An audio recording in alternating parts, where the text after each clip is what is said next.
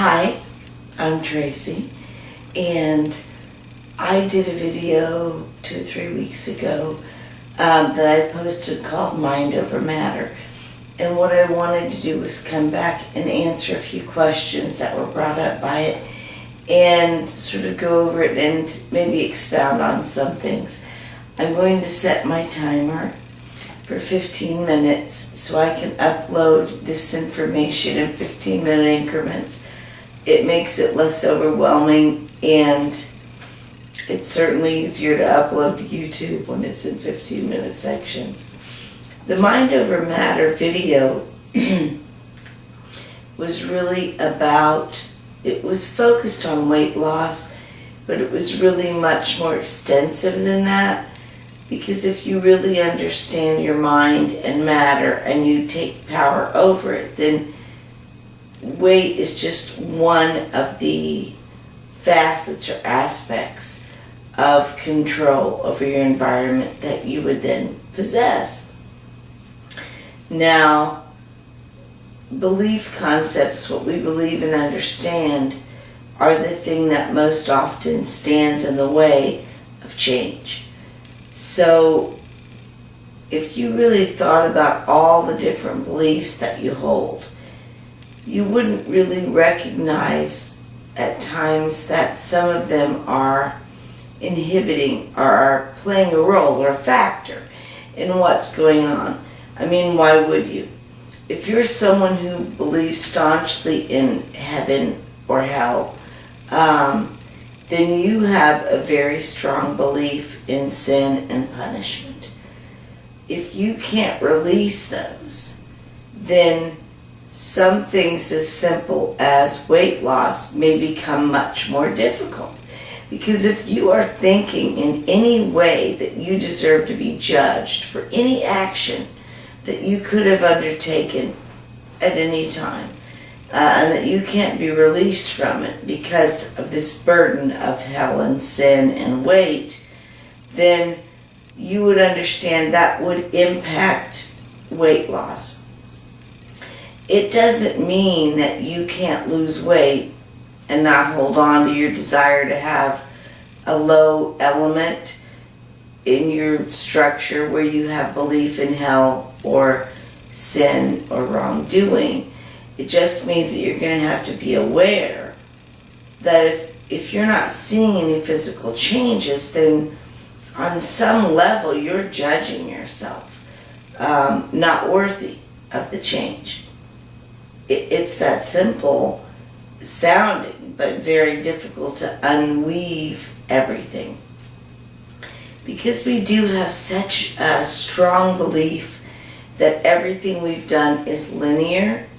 So if you're in a relationship and events occur and there's fractures or tension, and then you get to this other point and then you have trouble letting go because you believe that in the course of this thing, these events occurred and they're now, weights in the middle, then you're not really letting go of the linear concept, because you would realize that that's only a perception of how events occurred over time, and that all of that can be released. The other thing that's important to recognize is that judgment, as I've said in the past, is no real value except that how you judge yourself and release the need to do so. That's the only place that judgment really has a place, is related to yourself. So judging others and holding out, a need to punish someone else for their behavior, especially in a belief that it somehow created a difficulty for you or an impact on you, is pretty much something you're going to have to work at letting go of, especially if you want to see dynamic changes.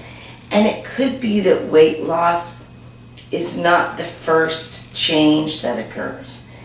And that's pretty normal, because if you're trying to improve yourself and you want to really become someone that you love, respect, and want to be around.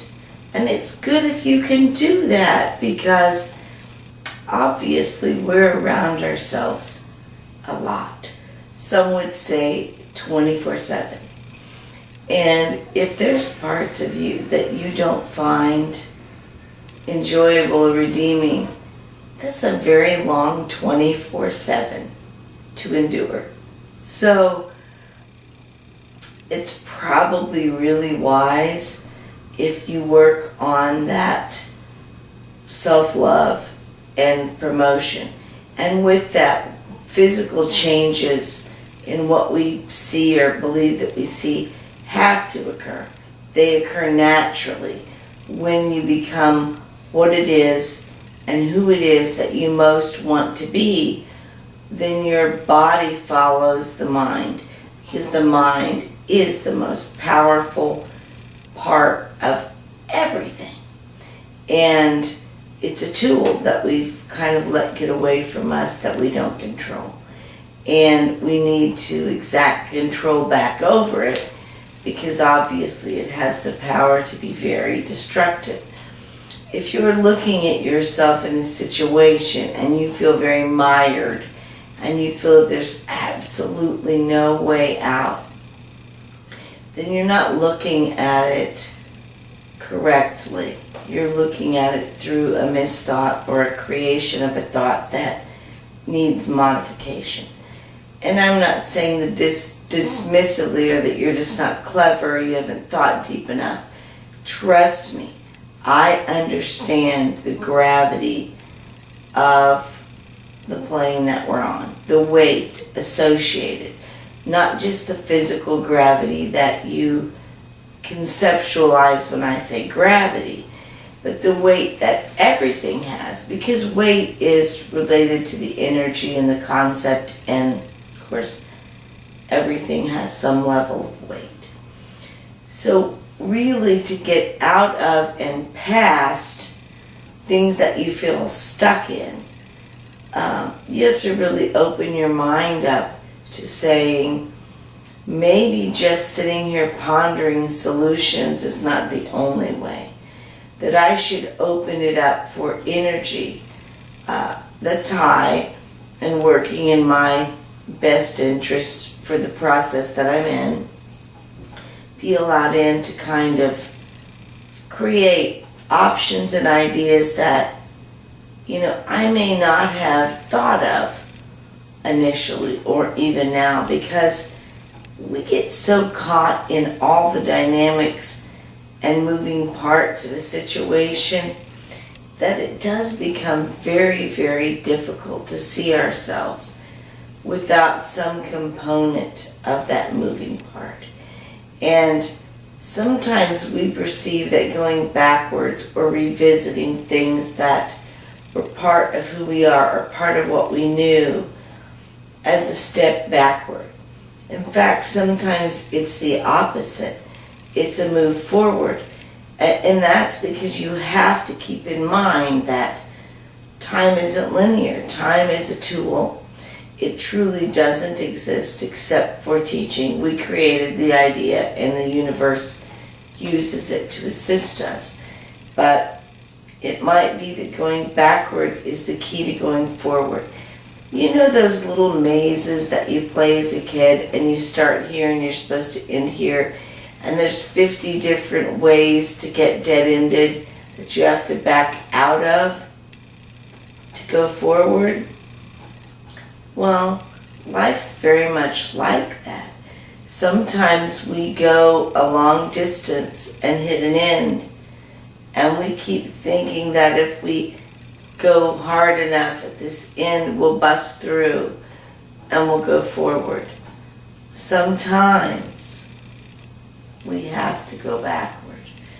Reverse on a car is there because forward is not always the direction we need to go.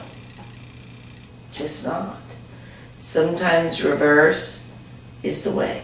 And sometimes we think there are others that are holding judgment, or there are obstacles or events that were created that make that impossible. But It's not true. It's a belief. And we have to be careful which way we're reversing, so that we're backing out. But we can't look at that as lost time or error, fault, failure, or a need for judgment. It's not. It's, oh, I've gone forward, this is not a path, I'm reversing, I'm backing out of this path, and for whatever reason or reasons, you back up until you find the place to go forward again. It's that simple. So the concept, as I touched on, of movement, time, linear space, vertical space, all of those things are perceptions that we have created. And in so doing, we've created traps or false ends that we get caught in. It may be that you need to seek someone else's perspective. It may be that you're someone who finds a lot of power in meditation. It could be your dog talks to you, plants talk to you, trees connect to you. There are so many ways that so many people on the planet connect to energy. Don't go to the Son of Sam dog mental picture and jump there and believe that if you are going to suddenly listen to a dog, that it's going to be one that's encouraging you to go out and shoot people in their cars. That's not the case. And that wasn't a dog, by the way, that spoke to Berkowitz, but he did believe that it was a dog. But again, that's sort of an off-the-wall concept, and it could be that you don't communicate that way at all. Maybe you look at your life through prayer. Maybe you look at your life through meditation. Maybe you look at life through your parents' view. Maybe you look at life because your sister gives you suggestions and they feel comforting and they seem the right thing. Know that always it's got to resonate in your heart. So energy has to come in through the heart chakra and come to you through that way. Now, I've got about 2 minutes before I take a pause and continue on. In the next section, what I want to do, I apologize for the hoarseness. We've been very, very wet here, and that's not the reason totally that I'm hoarse. But I went to Newport Richey to visit a friend and work on my car and a boat, and the no-see-ums were so bad we found that burning cigars was an awesome way to create a safe space without chemicals. But inhaling all of that tobacco smoke is one of the belief systems I don't think is particularly great for you. So my body responded in kind and said, remember, you don't think smoke is great? Well, here is the residual of that belief concept. So I can walk out of the smoke concept, or I can allow this to pass through whatever time frame I choose. But in the next section, what I'm going to be talking about is the hell concept, what it is that we hold on to, why it's a comfort to many, and why releasing it is such a freeing concept.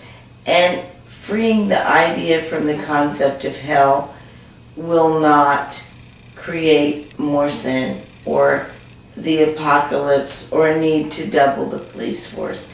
And I'll get into that too, because I think that's very important. Because that's part of our concept in hell, sin, punishment, and crime, is that without a body or a governing force, then everything collapses and we do enter into that apocalyptic state. And that is a belief concept that does not need to occur. So I'm going to take a pause now and give it a minute so that it's easier for me to divide the video, and then I'll come back and speak about health.